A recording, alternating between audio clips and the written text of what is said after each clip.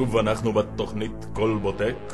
בהמשך התוכנית נעסוק בפרשיית השודד הנודד מרמת גן וגבעתיים והאנס המנומס מירושלים.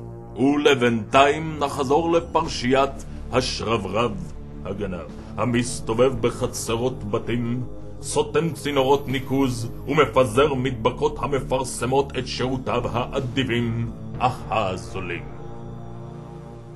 התחקירנית שלנו טיקי יצאה לשטח, אך מכיוון ששכחה את ציוד הבילוש המתוחכם שלה, היא גילתה יוזמה והשתמשה בסמסונג החדש שלה, ה-S179.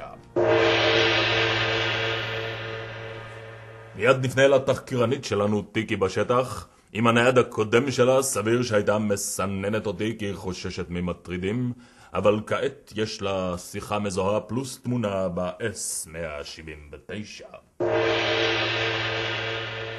כאן בדיוק צילמתי את השרברב הגנב כשהוא משליך גלילי נייר טואלט לתוך בור הניקוז. למזלי יש לי את ה-S179 ויכולתי לצלם אותו צילום רציף בזמן אמת. לא חששת שיגמר לך הזיכרון ב-S179? מה פתאום? יש לו זיכרון מאוד גדול. הלוואי ולי היה כזה זיכרון גדול. וחוץ מזה, יש לי חריץ להרחבת הזיכרון. זה נכון, והנה חידה קצרה. מה המשותף לשרברב הגנב ולסמסונג S179? לשניהם יש חריץ. אני גם בדרן וגם זמר לעת מצוא. התחנה בבאר שבע עמד קטר שמספרו 90,500,814. לידיעתך רפי, אני משתמשת ב-S179 גם כדיסק און קי כדי לגבות קבצים מהתוכנית הקודמת. אכן מכשיר מדהים, ה-S179. לא סתם, גם עדכני, ידידותי ויפהפה, ובעל מראה דק ויוקרתי.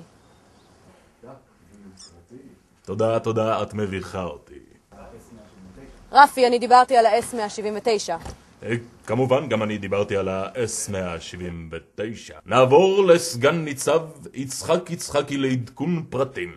שלום, שלום רפי, שלום שלום, כאן ניצב יצחק יצחקי, ושלום לתיקי התחקירנית, באמת אחלה תחקיר.